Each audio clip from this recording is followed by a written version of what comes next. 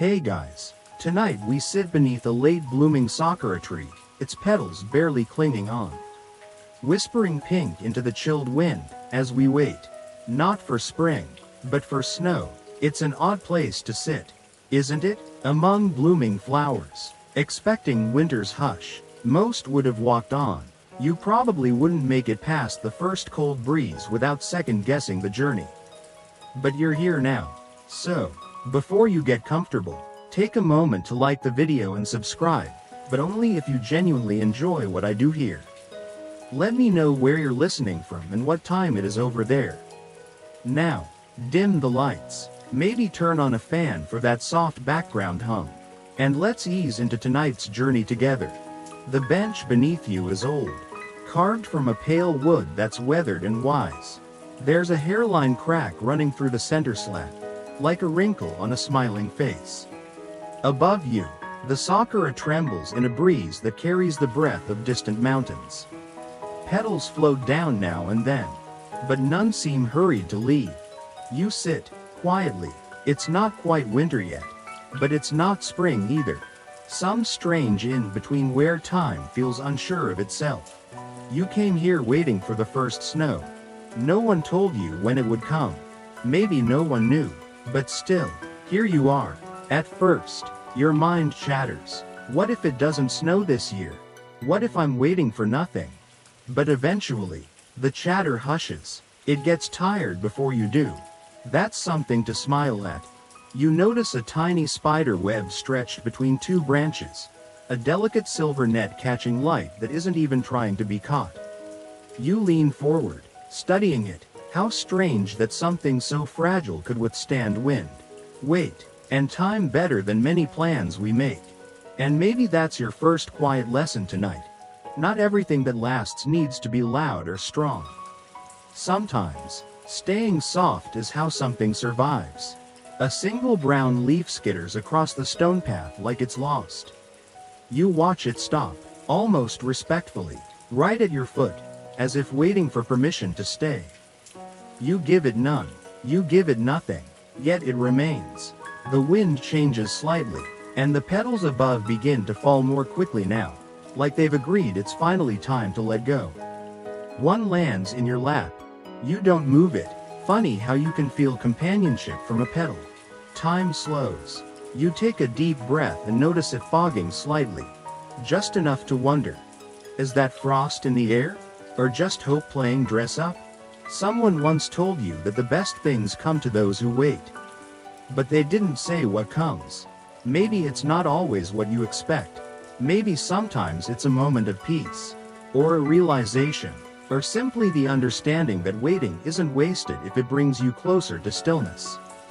The bench creaks softly beneath you, like it's exhaling too. You smile, just barely. But it counts. And somewhere, behind all of this, is a question you're not ready to ask out loud. What if the snow never comes? Would I still stay? You lean back, looking up through the cherry blossoms into the gray-streaked sky. The colors are turning cool, like they're preparing themselves for winter too. Nothing's rushed. Everything's on its own time.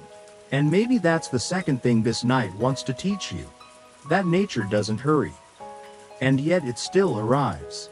In a world where everything is about momentum and forward motion, you're sitting still beneath a tree that's trying to bloom and brace at the same time. And in that strange contradiction, you find yourself doing the same.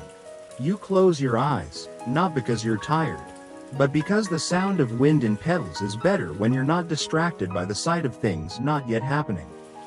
It's in this hush that a new thought slips in. What if this is enough? Not the snow, not the next thing, but this, just this. The chill in your lungs, the smooth wood beneath your palm, the softness of fallen petals, and the silence that doesn't ask anything of you.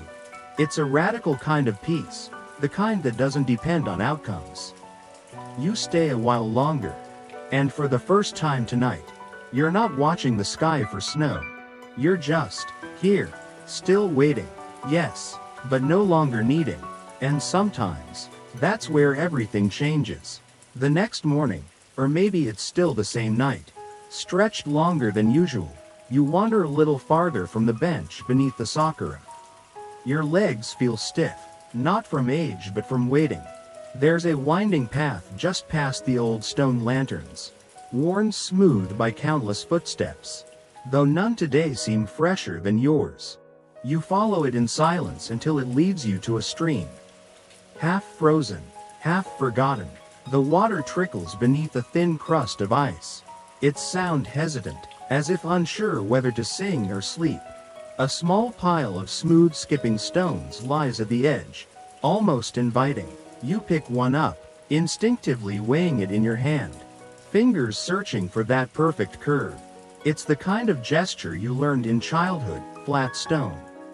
Low arc, wrist just right, that old rhythm of throw, skip, splash, repeat. But today, you don't throw it. You kneel by the edge, stone still in your palm. The stream doesn't ask for it. The silence doesn't break, and your hand, though warmed by your breath, doesn't let go. Maybe because today you don't want to make ripples. Maybe because part of you wants something, anything, to stay still. You place the stone gently back where you found it, a quiet offering to patience itself. And that's where the reflection appears, not your face, but a blur of sky and sakura behind you. The blossoms look out of place here, mirrored on a cold stream. But somehow, they belong. You watch as a petal lands on the ice and stays there, perfectly poised, neither sinking nor melting. A balance so delicate you're almost afraid to breathe. And then, like some soft storyteller in the back of your mind, a question murmurs. What if there's strength in not moving? It echoes as you rise. The world has always praised motion, forward, faster, farther. Even the stones, if they could speak, would probably brag about how many skips they've made across rivers. But the stone that didn't skip? The one that stayed? It saw the whole journey unfold. Some say the ones who move the fastest win. But maybe the ones who stay witness the deeper changes, the thawing, the blooming, the quiet transformations. You find a fallen tree nearby, half covered in moss, its trunk curved like the back of a sleeping cat. You sit, not because you're tired, but because stillness is contagious. The stream babbles gently now, just loud enough to suggest a secret. You listen, not to words, but to rhythm. Life has a rhythm, after all, and maybe yours isn't made of drumbeats and applause. Maybe it's closer to this, subtle trickles, a sighing breeze, the faint creak of bark shifting in place. You remember someone once told you that you need to do something with your life. It sounded urgent then, it doesn't now. Here, surrounded by things that are doing very little but existing fully, moss, water, frozen breath, you start to question that old demand. What if just being is enough? You lean back slightly, and your gaze drifts upward again. The sky's a dull silver now, brushed with lazy clouds, not dramatic, not storybook, just kind. A leaf floats down, lazy and unapologetic about its speed.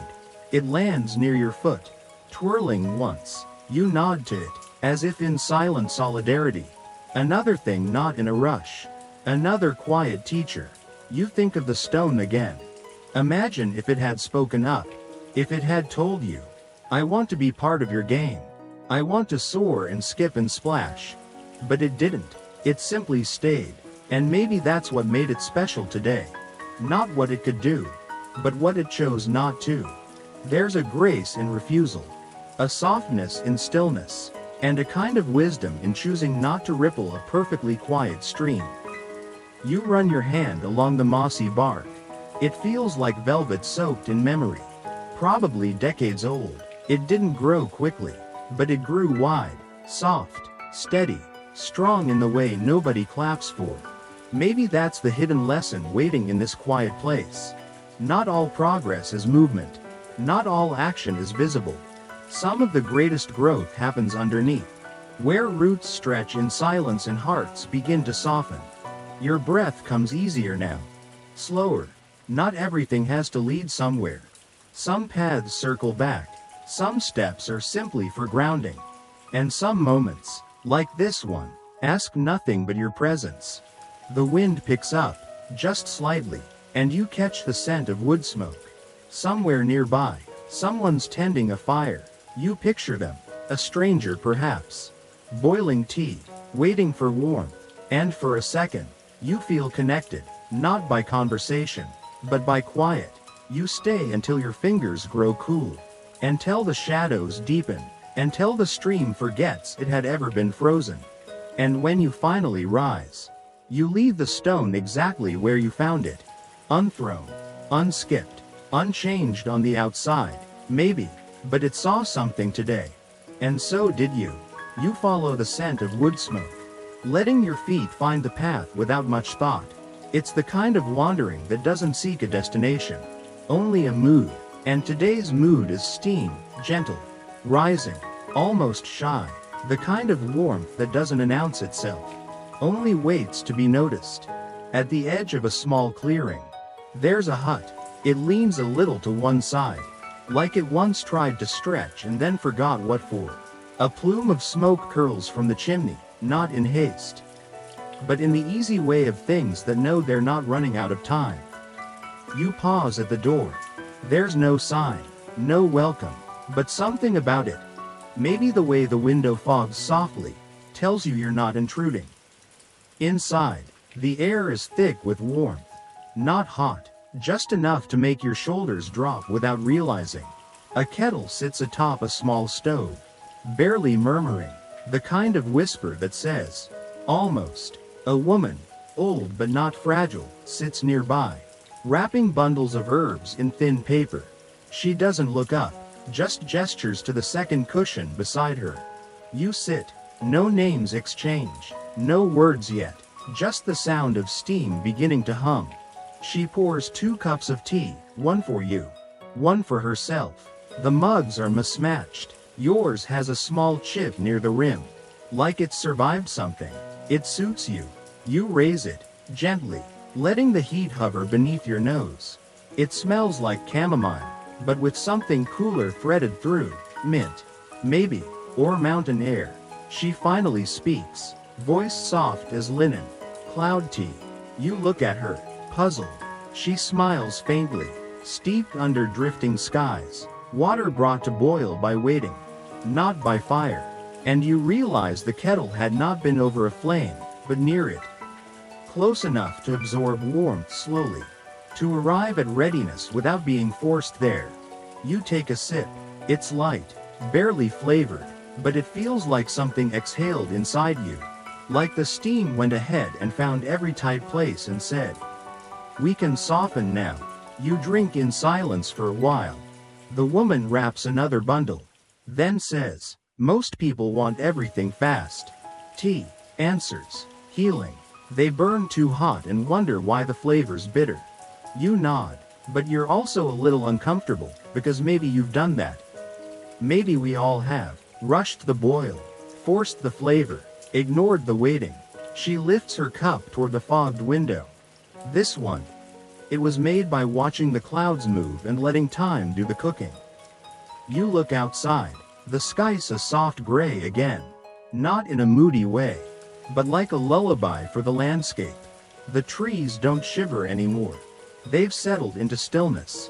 And then, as you breathe in another sip, a thought curls into your mind. What else could become beautiful if I stopped trying to rush it? Your healing, your self-forgiveness, even your understanding of what love really is. Some say time heals everything. But maybe it's not just time, it's the way you spend it. You glance at your hands wrapped around the cup. They've done a lot of holding lately, too tightly. Perhaps, gripping things that needed to be let go. Carrying stories that weren't yours to carry anymore. You exhale into the cup and watch the steam rise again. Maybe healing is like this tea, best done near warm. Not in it, close enough to feel it, but not so close you boil. The woman finishes her last bundle and stacks them neatly. Her movements are careful, unrushed. You realize she's not working, she's tending. There's a difference. You ask, softly, do you wait for the snow to? She looks at you, surprised, then chuckles. Oh no, I wait with it. It takes a moment for that to settle in you. There's a certain beauty in her answer. A surrender that doesn't feel like giving up, but rather giving in, to the flow, the softness, the pace of the seasons. Outside, a crow flutters into view and lands on a bare branch. Its feathers ruffle in the wind. But it doesn't leave, it just watches. You sip again. The warmth doesn't shock, it surrounds. You wonder, what if I treated myself like this tea? Not rushed, not scorched, just allowed to steep in quiet. Surrounded by the things that make me softer. The woman stands, walks to a small shelf, and returns with a parcel. She hands it to you without explanation. Inside is a bundle of herbs, a small chipped cup, and a note that reads, "Steep with cloudlight. Drink only when waiting feels okay. Don't rush to feel better. Just steep." You press your fingers to the paper, then tuck it into your coat pocket like a secret. As you leave the hut, you glance back. The smoke is still rising. The door closes behind you with a hush rather than a click. The sky, impossibly, seems a bit lighter now. You don't know if it's the hour or your eyes adjusting. But as you walk back through the trees, something inside you has shifted, quietly, like tea steeping under clouds. The path from the hut bends like a question mark, curving toward a river you hadn't noticed before. It's wider than the stream from earlier. Deeper too, and though much of it is still, there's a current beneath the surface. You can feel it. It doesn't rush, but it moves with purpose, like a thought you've tried not to think, coming back with quiet persistence. At the river's edge, small paper lanterns float, some drifting with the current, others caught against rocks or gentle whirlpools. You spot one moving upstream, slowly, effortfully, but unmistakably against the flow. You sit on a rock near the bank, knees pulled close, coat folded tighter. At first you think the lantern is caught, but then it bobs, redirects, and presses forward again. Not fast, not clean, but determined. It makes you smile. Some say lanterns carry wishes. Others say they're tiny vessels for things we're ready to release. But maybe, they're also symbols of the parts of us that don't go the way we planned. You wonder if that little lantern was made wrong, or made different. What if different isn't a mistake? What if upstream is just another kind of homecoming? You watch it continue its odd path, defying the current, and you feel something in your chest shift, like a lock being opened, though you never realized it was closed. Behind you, trees whisper, not loudly, just enough to remind you that time is passing and leaves are always listening. You pick up a pebble and roll it in your hand, feeling its smooth sides. The urge to toss it into the river flickers, maybe to disrupt the surface, maybe just to see it move. But you don't. You place it gently beside you, right next to a fallen leaf, and let the silence stay whole.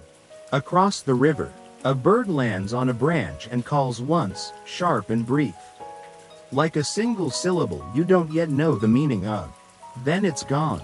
You look back at the lantern, now nearly out of sight, and somewhere deep inside, a thought rises. Maybe I've been swimming the wrong way, but maybe that was necessary to understand where I truly want to be. There's comfort in allowing the journey to redefine the destination. You sit in that thought for a while, and then something strange happens.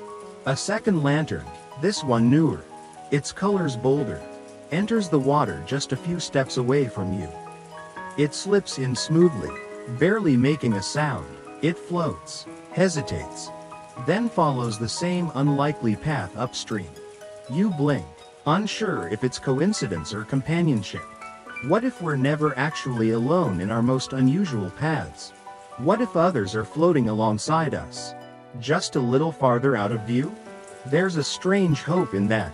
Not loud, but steady. You get up and walk along the riverbank, matching the lantern's direction.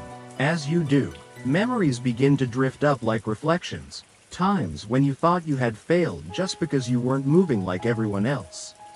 Moments when your pace, your grief, your healing didn't match the world around you.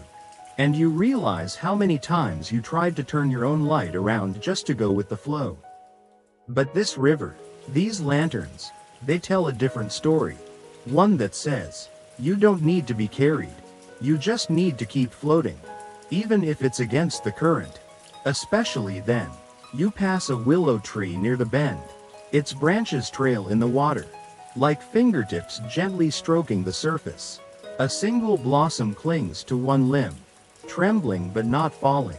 You pause beneath it and close your eyes. Breathe in river air. Let go of needing to know where you're going. Let go of needing things to happen quickly. The lanterns are now out of view, but their direction stays with you. You step away from the river. Heart quieter, mind gentler.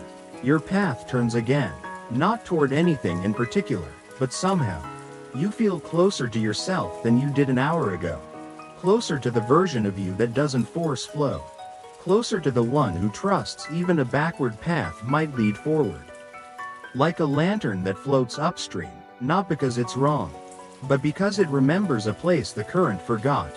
The path curls once more, narrowing now, as if inviting you to step more carefully. Frost dusts the ground in feathered lace, and each footstep makes a soft crunch, like the forest is gently noting your arrival without judgment. You come upon a wooden bench beneath a pair of twisted pines. It doesn't look like much, no grand carvings, no signs of maintenance, but it holds something.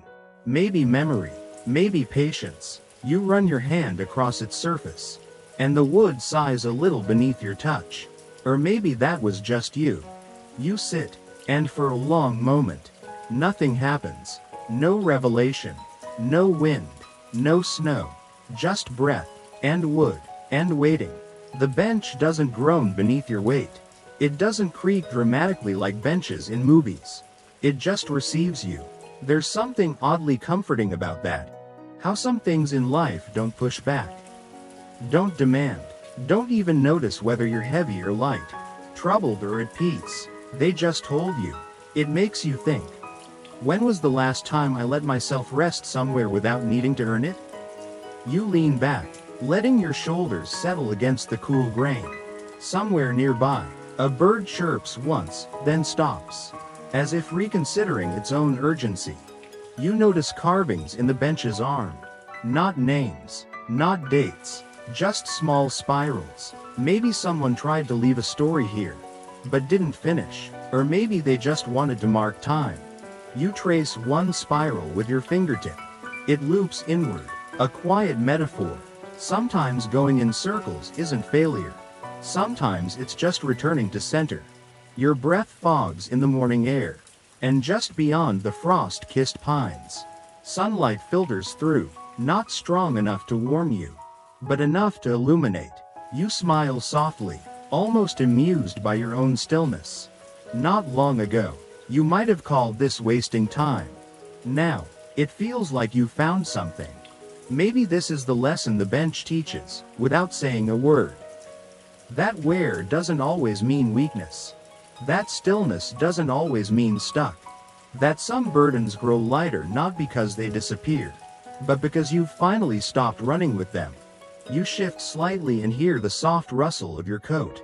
It reminds you of when you were a child, hiding in thick blankets, hoping the world would go on without you for a while. Back then, you thought being still meant being forgotten. But here, now, under trees that don't remember your name, with a bench that doesn't need to know your story, you feel the opposite of forgotten. You feel seen, somehow. What if the world doesn't need us to hurry to be worthy of place? A gust of wind stirs the pines.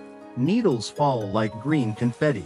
Landing in your lap, you brush them aside gently, like blessings you're not yet ready to carry. Then something catches your eye, just ahead. A small pile of snow at the base of a tree. Not much, barely a handful, but it sparkles like a secret. You don't move toward it. You simply notice. Maybe you've waited so long for the first snow that you've missed the tiny ways winter says I'm coming before it arrives fully. Like the shiver in the air, the stillness of birds, the way benches stop sighing. And suddenly, there's a memory. Someone once told you that grief is like snow, it doesn't all fall at once.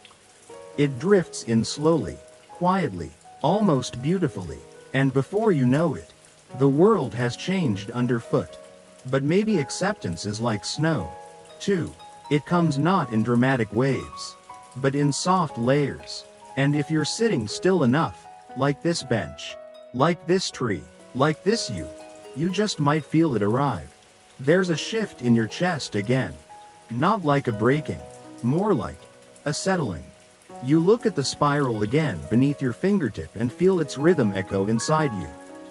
Maybe that's all life asks of us sometimes, not to change everything. Not to push forward, not even to understand, but simply to sit with it. To let the weight distribute. To let our tired limbs find a place that doesn't demand performance.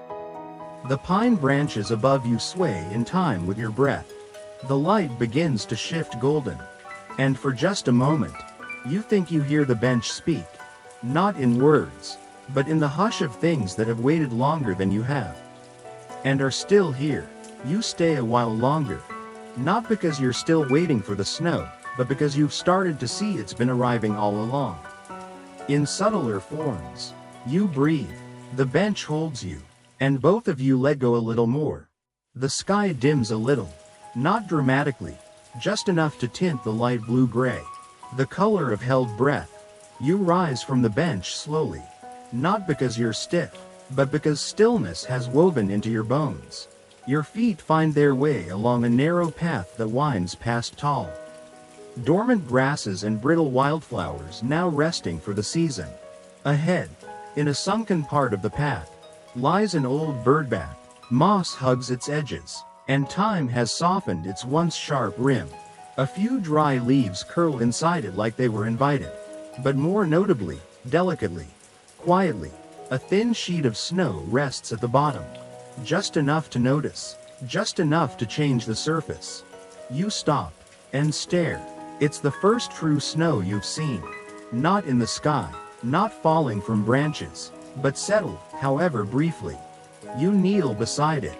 The bowl of the birdbath is shallow, cracked, and rimmed with lichen. The snow sits like a secret it couldn't keep any longer. A single flake still clings to the side, shaped like a tiny star, trembling against the stone. You smile. You almost whisper to it, "Hello." You reach out, not to disturb it, just to feel the air above it. Cold, but not biting. Your breath fogs over it gently. And for a moment, it feels like you and the snow are sharing something ancient.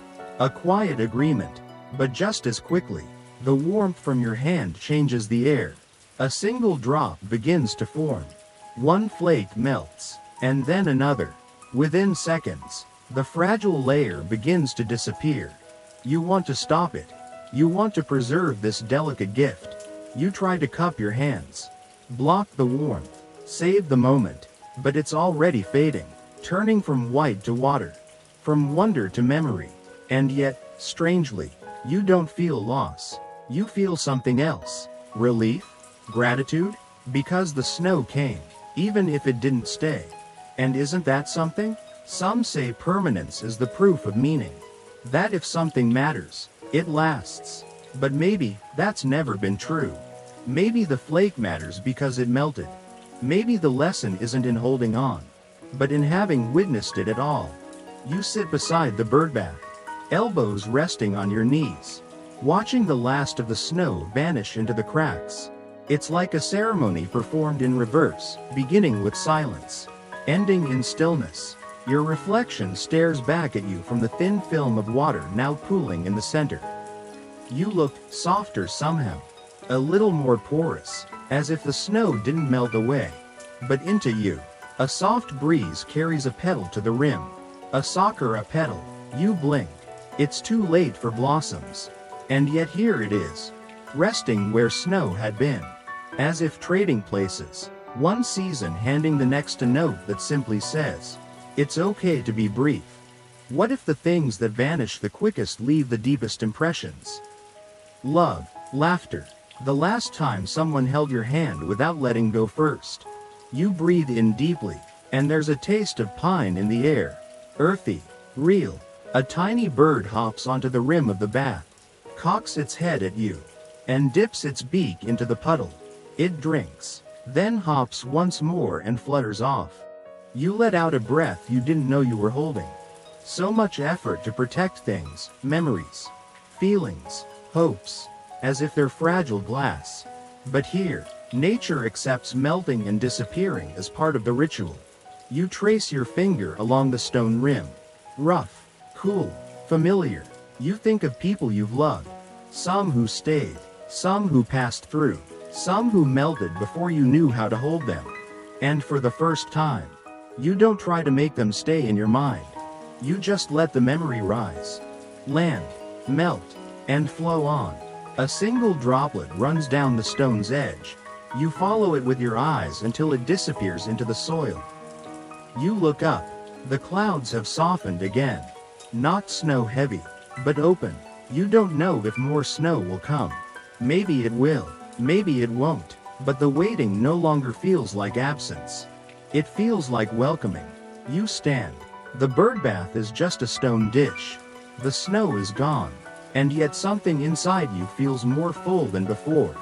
You press a palm to your chest, over your heart, and murmur, "That was enough." And for once, it really is. The path curves inward again, wrapping you in a hush of tall reeds and sleepy pines, until you find yourself beneath a willow. Unlike the ones you've seen before, arched low, bowing with grief or age, this one stands tall. Its branches still cascade, yes, but they don't sweep the ground in surrender.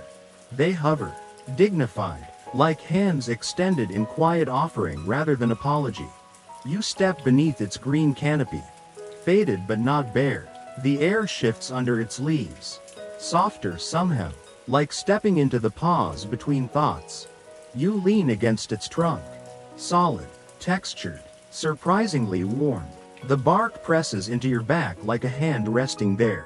Not pushing, not pulling, just being with you.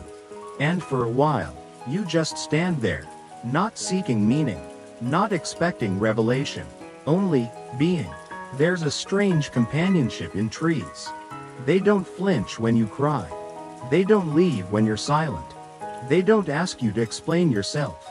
You run a finger over a knot in the bark and wonder how long it's taken this tree to grow. How many storms it has stood through. How many seasons it has watched arrive and vanish. Never clinging, never complaining. You whisper to it, "Thank you." You don't expect a response. But the breeze that follows feels like one. What if the willow has always been listening? Not just to you, but to every wanderer who stopped beneath its shade, hoping for something gentler than the world they left behind? Some say strong trees bend with the wind. But maybe, this one chose to listen instead. To remain. To witness. To be a place someone could rest without needing to be small. You sit beneath it, cross-legged, grounding yourself in its stillness. You can hear water not far off, the river. Perhaps, continuing its quiet conversations with the rocks. The willow doesn't need your story. It doesn't ask for proof of your pain, or evidence of your growth. It just gives you shelter.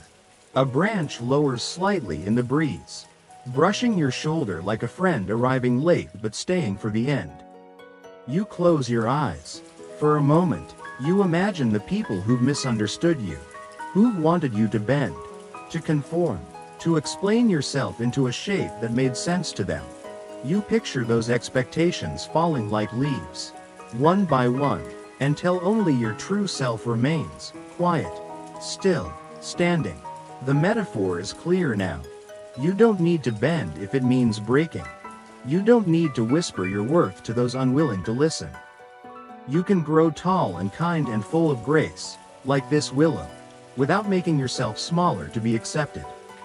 The breeze picks up slightly, rustling the leaves above. It sounds like distant applause, not for any performance, but simply for being here. And for the first time in a while, you feel witnessed, not in a performative way, but deeply, Softly, without having to speak a word, you reach into your pocket and find the folded note from the woman in the hut. You unfold it, run your thumb along the words.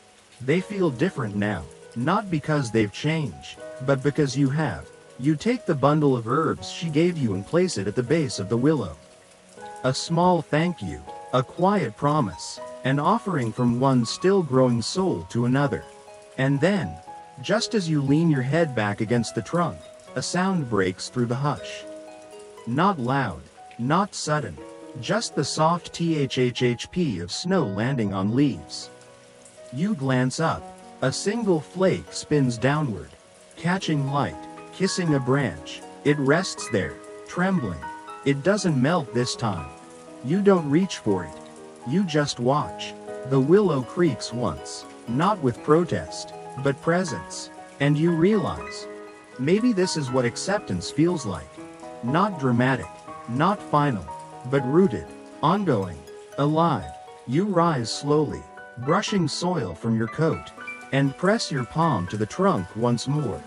Thank you, you say again. The wind responds, not with answers, but with gentle movement.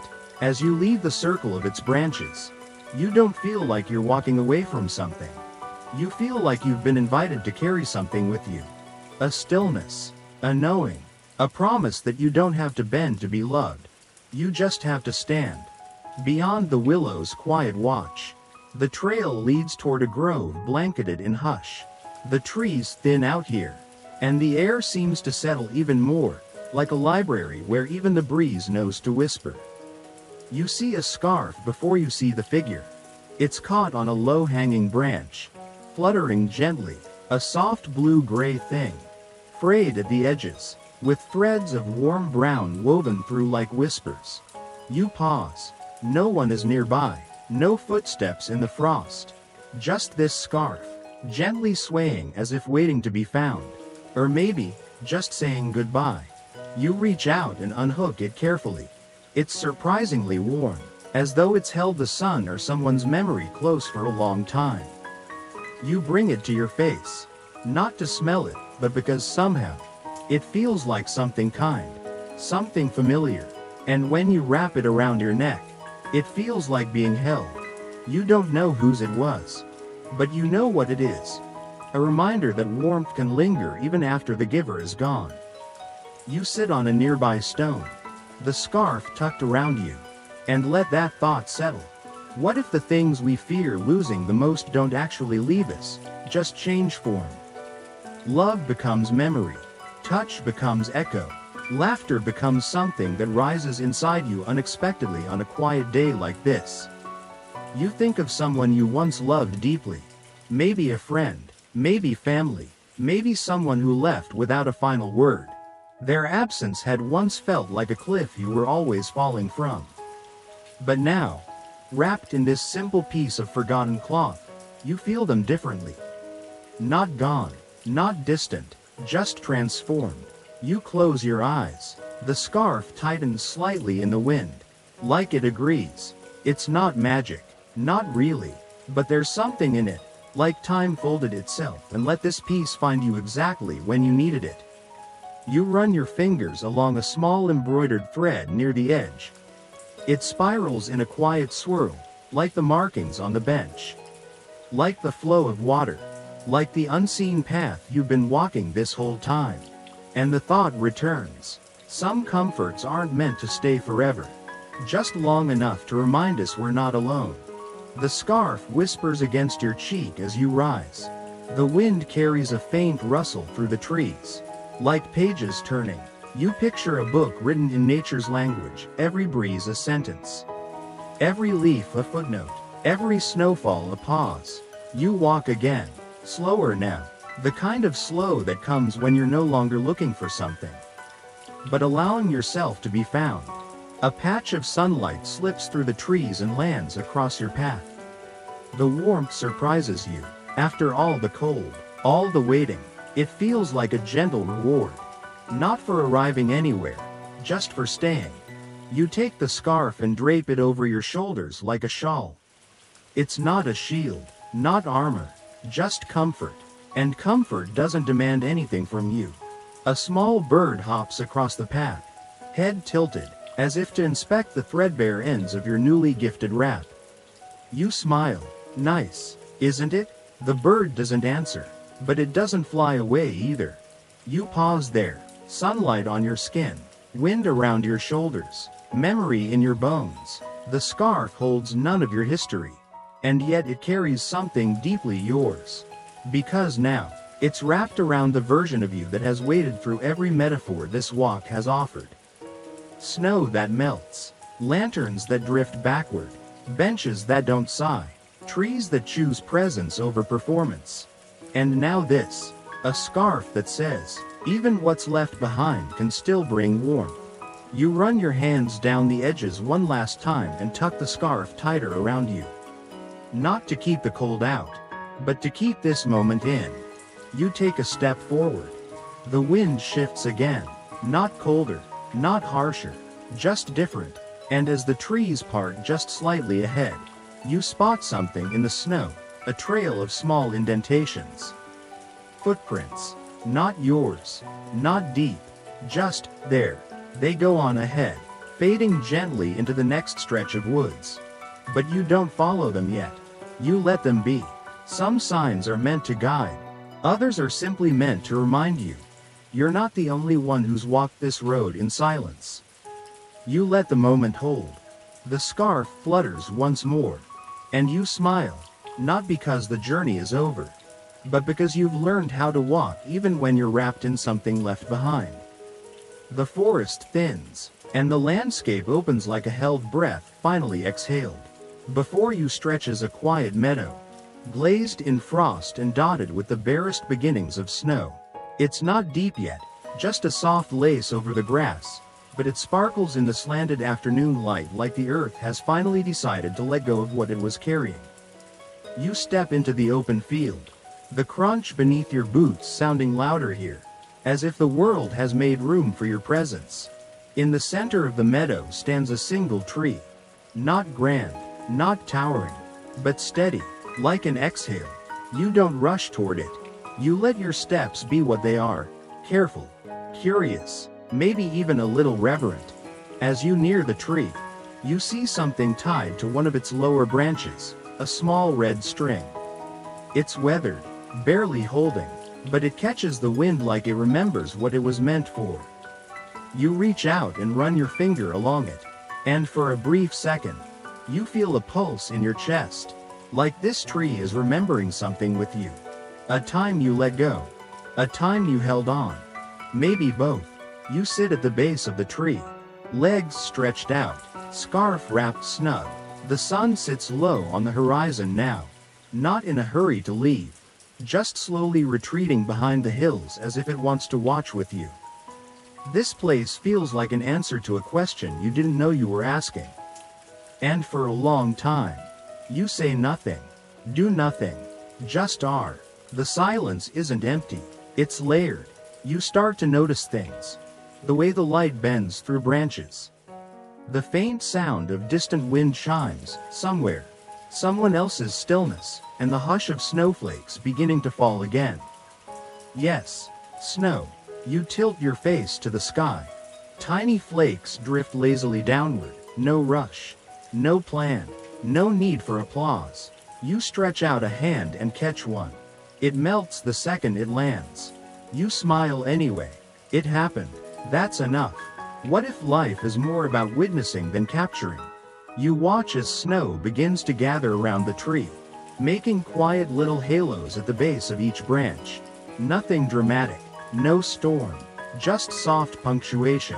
And in that hush, you remember something someone once told you. That forgiveness isn't about pretending the hurt didn't happen. It's about letting it snow without needing to hold it in place. And so, you forgive, not everything, not all at once, but enough. Enough to breathe a little deeper. Enough to let the snow fall inside you. 2. You think about the people who left. The versions of yourself you buried. The words you never said because you didn't know how. And then, in the stillness, you whisper something. Not for anyone to hear. Not even the tree. Just for the snow. and the snow listens, as it always does. There's a faint shimmer to everything now. Not magical, just honest. You lean back against the tree. Let your head rest. Let the world go blurry. Because for the first time in a long while, you don't feel the need to carry anything forward. No rush, no fixing. Just being snowed on gently. You close your eyes, and in the dark behind your eyelids, you don't see memories or regrets. You see light, and branches, and the slow fall of acceptance, landing, melting, becoming part of who you are. Somewhere in the distance, a bell chimes once, not loud, not calling, just reminding. The moment is here, and you are in it, fully. You let a soft sigh leave your lips, and the tree sighs with you. No lesson, no quote, no final thought, just presence, just snowfall, just you. Beneath it, the snowfall deepens, not hurried, not insistent, but sure, like it's known all along this was where it would fall, and you were who would be here to greet it. You're not cold, not really. The scarf still wraps your shoulders like a friend's lingering hand, and the warmth inside you, gentled by waiting, by wandering, by the soft reshaping of your own thoughts, seems to keep the chill at bay. You rise from the base of the tree, not with a sense of completion, more like readiness. Ahead, the meadow opens into a pale path, freshly dusted with white. It curves gently to the right, disappearing behind a hill that seems to be exhaling mist. You walk, and with each step, you notice how easily your footprints press into the snow.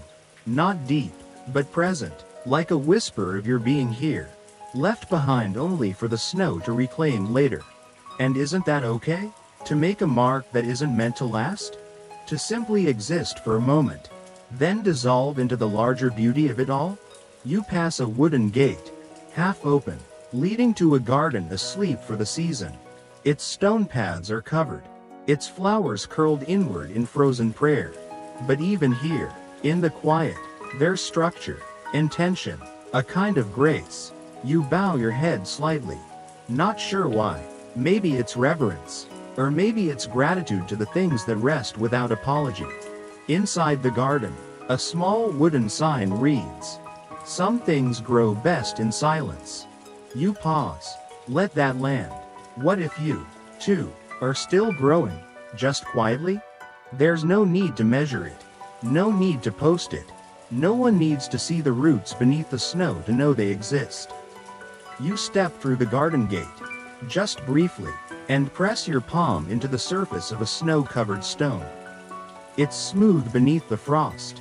It receives your touch like it's been waiting. You don't linger long. You step back out and return to the path, continuing your slow walk forward. Up ahead, the faint glow of a lantern sways from a wooden post. Not electric, not urgent, just a soft amber circle in the fog, like the world's way of saying, "This way, if you want." You do. You follow the light until you reach a low wooden bridge crossing a frozen stream. Beneath the surface, water still flows. You can hear it, faint, muffled, but moving. You place your hand on the rail. It's worn smooth by years of hands before yours. You close your eyes, and for a second, you imagine all the people who've stood here, waiting, wondering, learning how to let go. You step onto the bridge. Halfway across, the snow picks up just slightly, softening every outline until the world becomes a watercolor. Trees become shadows, the sky becomes breath, and you, well, you become part of the landscape. Not separate, not seeking, just here. And then, with the gentlest of pauses, you stop in the middle of the bridge. You breathe, and in the hush of falling snow, something inside you whispers, you made it, not to the end, not to some final destination, but to now, to this moment, where waiting no longer feels like lack, and stillness feels like presence. You lean on the railing and watch as snow gathers on the beams, forming soft ridges. The stream hums below, muffled but sure. The scarf rustles in the wind. You don't speak. There's no need. Because what you came here looking for was never an answer. It was this. The peace of having nothing left to prove. The calm of knowing you can let the snow fall on your shoulders. Your story, your past, and trust it to soften everything it touches. Even you, even now, you cross the rest of the bridge. On the other side, the land slopes upward, and though you know the path continues, you don't hurry to meet it. You turn once more to face the snow. Let it kiss your cheeks, land on your lashes, melt into your breath, and in that sacred pause, you don't just accept the snow. You welcome it, you thank it, because it waited for you, too. And now, beneath this quiet snowfall, as the world softens around you and the night folds its arms gently across your shoulders, you begin to slow. Your breath becomes deeper, your heartbeat quieter, your thoughts lighter. Let the cold become comfort. Let the snow become silence. Let the stillness remind you that there is no rush to arrive. Here, in this in-between, you are allowed to just be. No need to fix, no need to strive, no need to explain your softness to anyone. You are already enough, already here, already held. Let the images fade now. The willow tree, the lanterns, the scarf, the birdbath and bench. Let them settle into the quiet corners of your heart like glowing coals. Still warm, still alive. Let yourself fall, not apart, not behind, but gently, into rest. You've walked far enough for today. You've waited long enough for permission. This is it, the arrival wrapped in stillness. Thank you for being here tonight. Thank you for letting go with me. Now sleep easy. You're not lost.